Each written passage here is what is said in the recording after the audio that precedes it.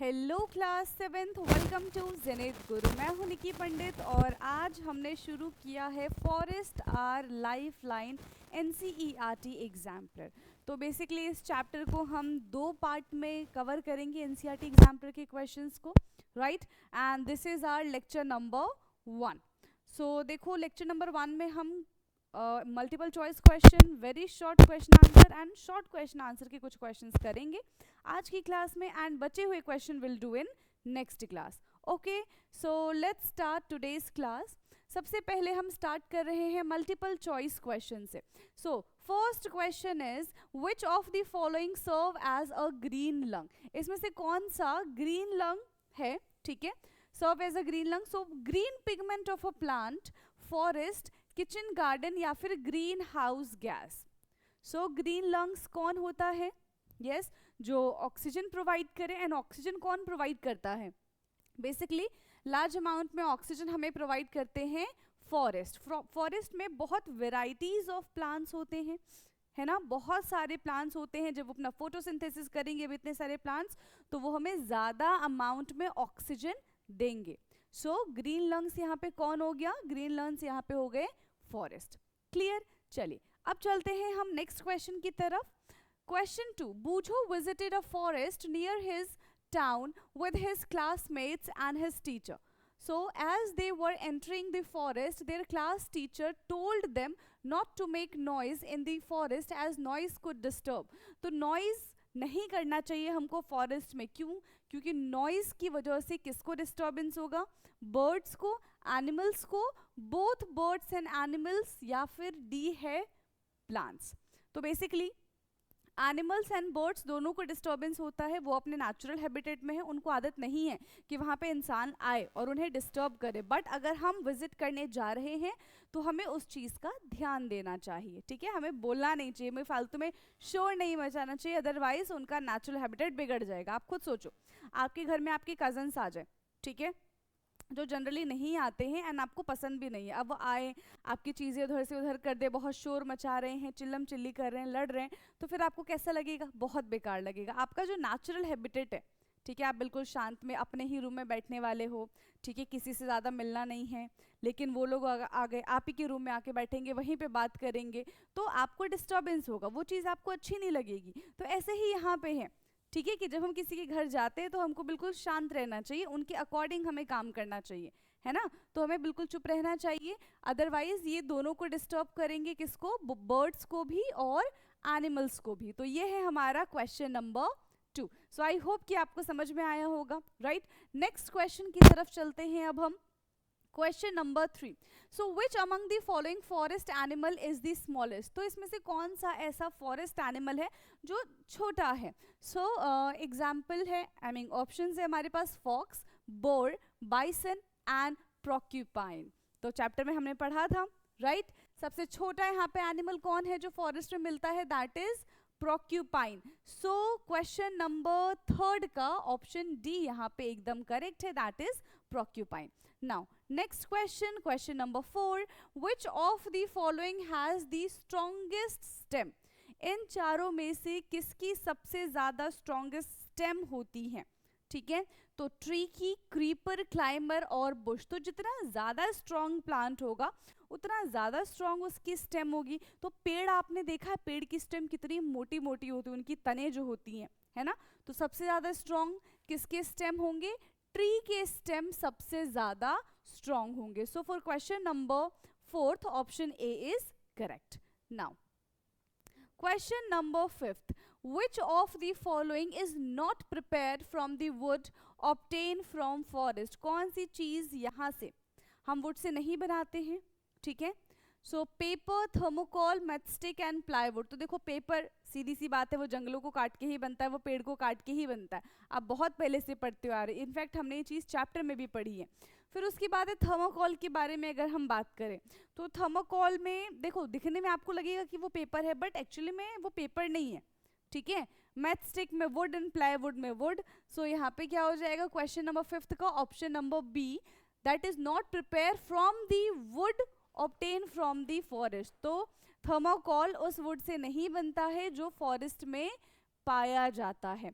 So for question number 5 option B is correct. Okay, now next question है हमारा question number 6. Which of the following is not the name of a tree. इसमें से कौन सा ऐसा option है जो ट्री का नाम नहीं है. ठीक है, ऑप्शन है हमारे पास टीक, साल, प्रोक्यूपाइन एंड कचनार. तो हमने अभी थोड़ी देर पहले ही एक एमसीक्यू किया था जिसमें प्रोक्यूपाइन हमारा आंसर था. एंड उसका क्वेश्चन क्या था कि फॉरेस्ट में सबसे छोटा स्मॉलेस्ट एनिमल कौन सा होता है, तो उसमें हमने प्रोक्यूपाइन का नाम दिया था. एंड यहाँ पे देखो प्रोक्यूपाइन इज एन एनिमल, है ना. प्रोक्यूपाइन इज एन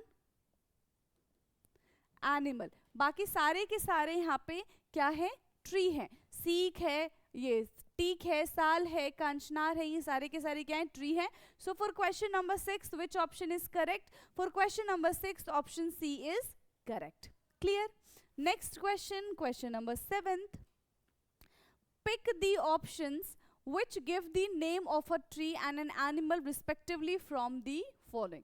तो एनिमल और ट्री के बारे में बात करें तो सीमल हॉर्नबिल पहला है, साल खैर सेकेंड, फिर है chinkara and blue bull, and fourth one is neem and palash. तो यहाँ पे क्या हो जाएगा, name of a tree and a animal. तो सबसे पहले ट्री का नाम होना चाहिए, फिर यहाँ पे एनिमल का नाम होना चाहिए. तो I think for question number 7 option A is correct. Semal and hornbill. yes, semal जो है वो ट्री है एंड हॉर्नबिल जो है वो एनिमल है. yes, यहाँ पे सीमल जो है वो क्या है, ट्री है, एंड हॉर्नबिल जो है वो क्या है, एनिमल है. तो यही हमसे पूछा था. सो for question number 7 which option is correct. For question number 7 option A is correct. Okay, चलिए question number 8. Which of the product is not obtained from the forest. कौन सी चीज इसमें फॉरेस्ट में नहीं पाई जाती है. सो हमारे ऑप्शंस हैं हनी, ठीक है, कैटिक्यू, गम और जिंजर. तो इसका करेक्ट आंसर क्या हो जाएगा. देखो आप सबको पता है जिंजर जो है उसके लिए हमको जंगलों में जाने की तो जरूरत नहीं है. इनफैक्ट वो अपने घर में भी उगाते हैं ऐसे नॉर्मली. तो उसके लिए हम नॉर्मली अगर क्रॉप फील्ड में उसको उगा दें तो काम बन जाएगा. उसके लिए हमको दूर जंगल में जाने की जरूरत ही नहीं है. जंगल में अपने आप होते भी नहीं है, फिर वो जंगली जिंजर हो जाएंगे जो हमारे किसी काम के नहीं है. राइट. तो यहाँ पे क्या हो जाएगा, जिंजर. ठीक है, ginger is commonly found in our home. ठीक है, हम उसको जनरली ग्रो करते हैं एंड उसको हम ऐसे बोल सकते हैं कि एज अ क्रॉप भी हम उसको ग्रो करते हैं. ठीक है. So for question number 8 option D is correct. Now question number 9. A branchy part of a tree above the stem is known as. तो ऐसा ट्री है जिसका कह रहे हैं कि branchy part of a tree. ठीक है, स्टेम के ऊपर वाले पार्ट को क्या कहते हैं हम, crown, canopy, saplings and humus. So basically the branchy parts of the tree, ठीक है, above stem is called crown. ठीक है, क्या कहेंगे हम उसको, क्राउन कहेंगे. So for question number 9 option A यहाँ पे एकदम करेक्ट होता है. बढ़ जाएं आगे अब हम. Now question number 10. So question 10 is forest are not responsible for. Forest किस चीज के लिए रिस्पॉन्सिबल नहीं है. Providing medicinal plant, maintaining the flow of water into the streams, creating flood conditions or absorbing rain water and maintaining water table. तो देखो forest ना flood condition के लिए रिस्पॉन्सिबल नहीं है.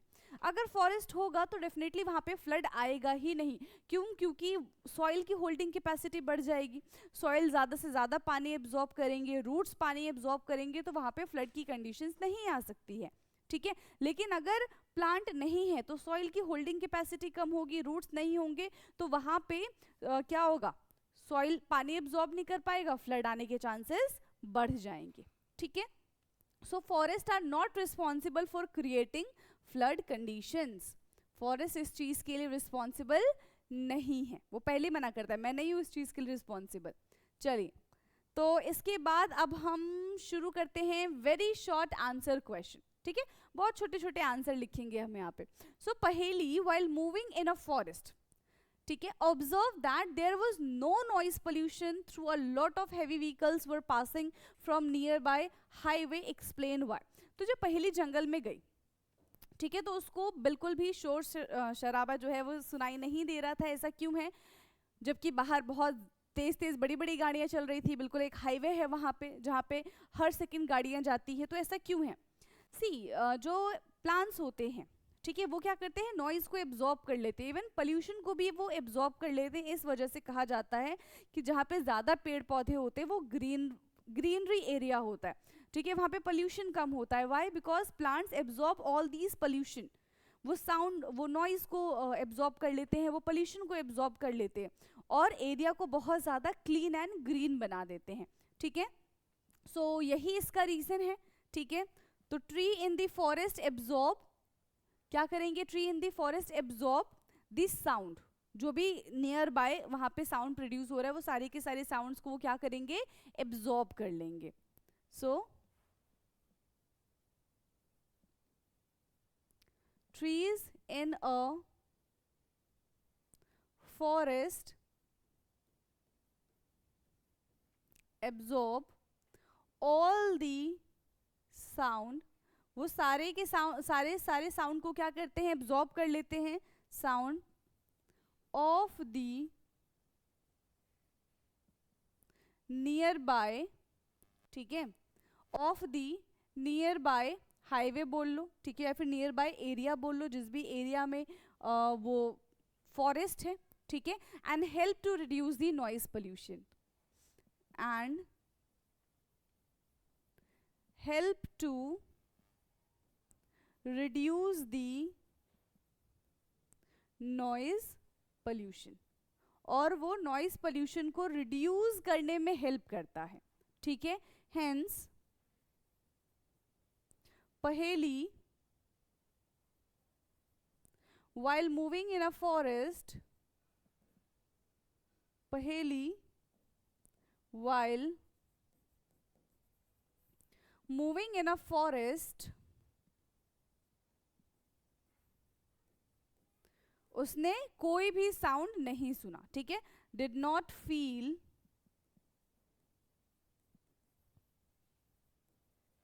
noisy, ठीक है, बहुत ज्यादा उसको साउंड सुनाई नहीं दिया, डिड नॉट फील नॉइजी और डिड नॉट फील नॉइज, ठीक है, नॉइजी नहीं होगा, डिड नॉट फील नॉइज, ठीक है, did not feel noise of heavy vehicle passing, heavy vehicle passing through the forest, ठीक है, जो भी हैवी व्हीकल्स फॉरेस्ट से पास हो रहे थे, आई होप कि आपके लिए विजिबल होगा, right. Wait, let me check, visible है,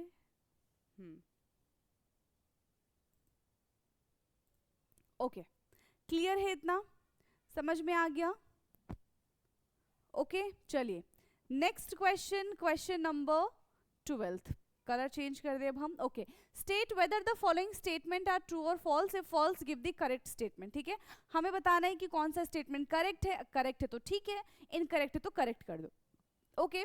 so forest influence climate, water cycle and air quality, तो फॉरेस्ट इन सबको इन्फ्लुएंस करता है, येस और no, yes, forest influence all of these, yes और नो, हाँ भाई, फॉरेस्ट इन सबको इन्फ्लुएंस करता है। क्या हो जाएगा, ये फर्स्ट वाला तो ट्रू है, ठीक है, फर्स्ट क्या है यहाँ पे, ट्रू है, okay.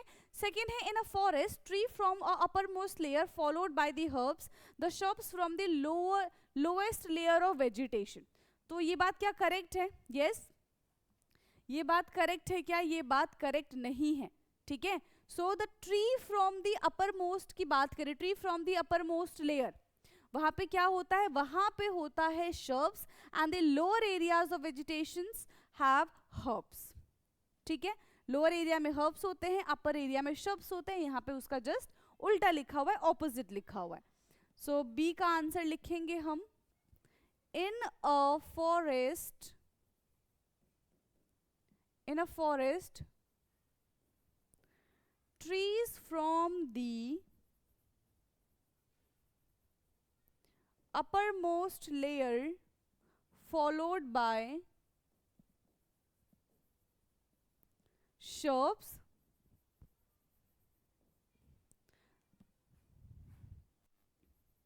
the herbs from the lowest layer of vegetation, herbs from the lowest layer of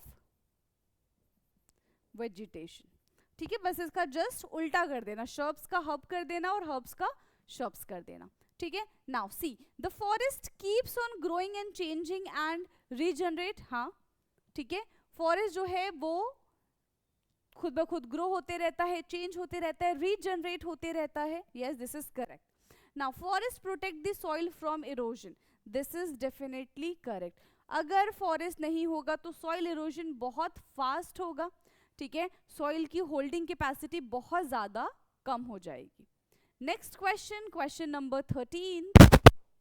सो पहेली wrote a food chain in the following वे. तो पहेली ने फूड चेन के बारे में लिखा है. पहले फ्रॉग है, frog eagle, eagle to snake, snake to grass and grass to again insect, insect to grass, grass to snake. So the chain is not in the correct order. Help her to write the food chain correctly. तो कैसे होगा? सबसे पहले grass आएगा.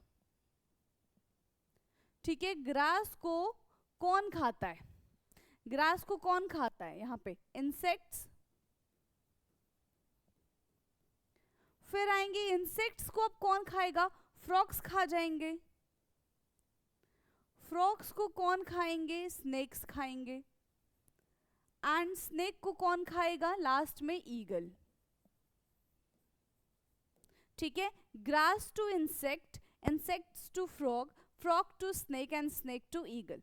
ठीक है, eagle खाएगा snake को, स्नेक खाएगा फ्रॉग को, फ्रॉग खाएगा इंसेक्ट्स को और इंसेक्ट्स खाएंगे ग्रास को. तो इस तरीके से हमारा ये फूड चेन बन जाता है. और यहीं पे हमारा very short answer type question भी होता है खत्म. अब हम बात करते हैं शॉर्ट क्वेश्चन आंसर की. तो कुछ क्वेश्चंस करेंगे हम इसमें. Give name of any 4 birds which you expect to see in a forest. तो कोई भी आपको 4 बर्ड्स के नाम बताने हैं. ठीक है, जो आपको फॉरेस्ट में देखने के लिए मिलेगा. ठीक है, तो कौन कौन से हो सकते हैं? यस, 4 बताने हैं आपको. 4, कोई से भी 4 बता दो. तो जंगली कौवे, ठीक है, जो जंगल में मिलेंगे basically.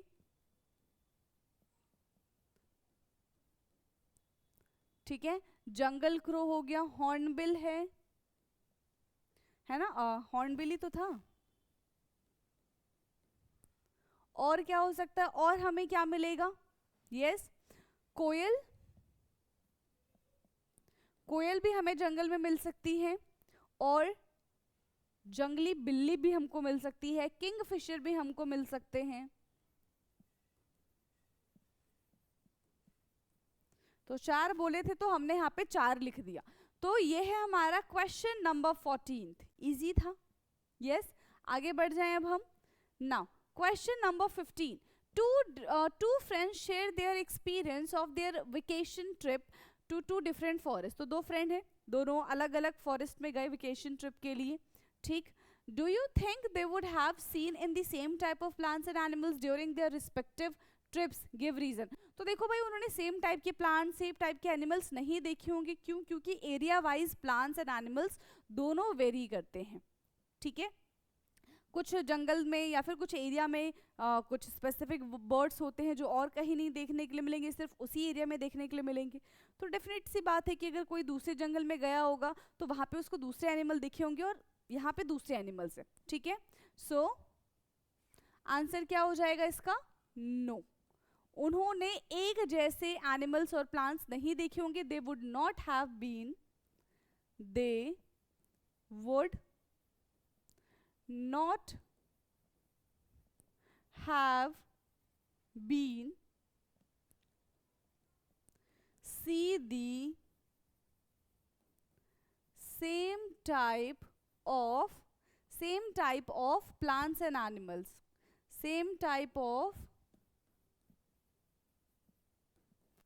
plants and animals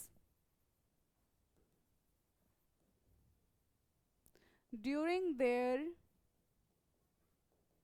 respective trips, ठीक है, during their respective trips, because the climate condition, because the climate condition, देखो दोनों जंगलों का जो क्लाइमेट कंडीशन है वो कैसा रहेगा, अलग रहेगा, ठीक है। इन दी टू फॉरेस्ट आर डिफरेंट, ठीक है, जो क्लाइमेट कंडीशन है दोनों फॉरेस्ट का वो कैसा है, डिफरेंट है, वेरी करेगा, है ना, because the climate conditions of the two forest vary, or we can say two forests are different. So the type of animals and plants found here is also different. So the type of plants and animals also found in this region are different. तो ये था हमारा question number 16। फटाफट से इसको note down करेंगे, फिर हम चलेंगे क्वेश्चन नंबर 16 पे। This is question number 15। Okay, चलिए नाउ नेक्स्ट क्वेश्चन है हमारा question number 16। A bunch of seedling were seen sprouting on a heap of animal dropping in a forest. How do you think is the seedling benefited from the animal डंग? तो कैसे बोलेंगे हम यहाँ पे, देखो जो सीड्स स्प्राउट हुए हैं, ठीक है, और जर्मिनेट हुए हैं only in the presence of the moisture, ऐसे तो होने जाएंगे, मॉइस्चर होगा तो ही प्रेजेंस होंगे, ठीक है। So the seeds present in the animal Dang germinate just because of the aquatic moisture from the animal डंग, है ना, तो ऑफकोर्स ये हेल्पफुल है, राइट। सो हम यहाँ पे लिखेंगे सीड्स स्प्राउटिंग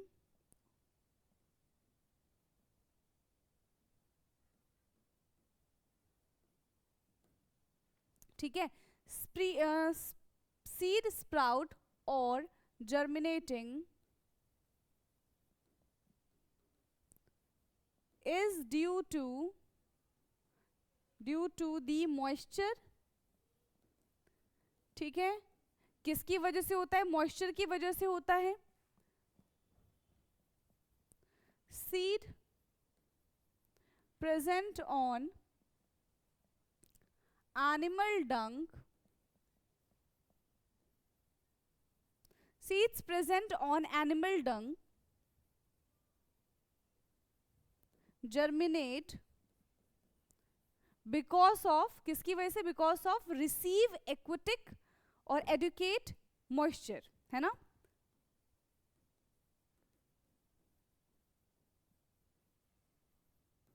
एडुकेट मॉइस्चर, इस वजह से वहां पे वो उसका जर्मिनेशन हुआ है सीड्स का, ठीक है। Moisture from the animal dung, moisture from the animal dung, further growth of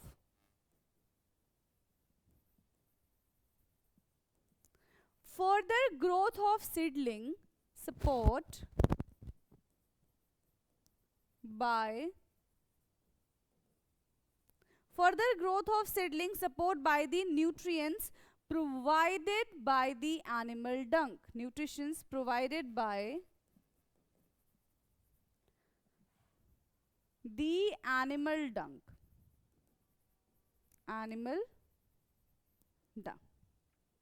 ठीक है। तो ये था हमारा क्वेश्चन नंबर 16। अब हम चलते हैं क्वेश्चन नंबर 17 पे, जो कि आज की क्लास का लास्ट क्वेश्चन होगा। ओके, बाकी के बचे हुए question will do in next class, ठीक है। सो 17th क्वेश्चन पे चलते हैं। Match the column 1 with the column 2। So decomposers कौन होते हैं? Decomposers dead plants and animal tissue, habitat for wild animal, microorganisms, wild animal and the branches of the tall trees. तो कौन होते हैं भाई decomposers? So basically microorganisms are the decomposers, ठीक है। जो माइक्रो ऑर्गेनिजम्स होते हैं वो डिकम्पोजर्स होते हैं। नाउ कैनोपी का मतलब क्या होता है? यस, कैनोपी का क्या मतलब होता है? Branches of the tall trees, उनको हम क्या बोलेंगे? कैनोपी बोलेंगे। So this is B. Now porcupine क्या है भाई? ऑलरेडी हमने देखा हुआ है, पढ़ा हुआ है। प्रोक्यूपाइन क्या है? डेड प्लांट्स एंड एनिमल्स और हैबिटेट फॉर वाइल्ड एनिमल, या फिर एक वाइल्ड एनिमल है। सो बेसिकली प्रोक्यूपाइन एक छोटा सा वाइल्ड एनिमल है, ठीक है।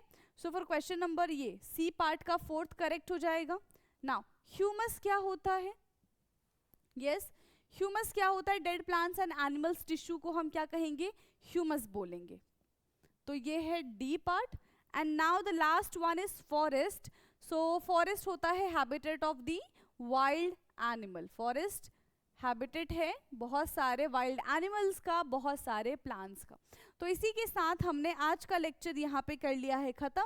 बाकी के बचे हुए क्वेश्चन आपको पता है कि हम डिस्कस कर लेंगे नेक्स्ट क्लास में, ठीक है। काफ़ी लंबी वीडियो हो जाती, काफ़ी लंबा लेक्चर बन जाता है, इस वजह से हमने इसको 2 पार्ट में ब्रेक कर दिया। क्लियर है? तो आई होप कि अब आपको कोई डाउट नहीं होगा इस चैप्टर से रिलेटेड। अगर कोई डाउट होता है तो आप कमेंट करके पूछ सकते हो। सो बाकी का discussion will do in next class. तब तक के लिए आप पढ़ते रहिए। Thank you so much.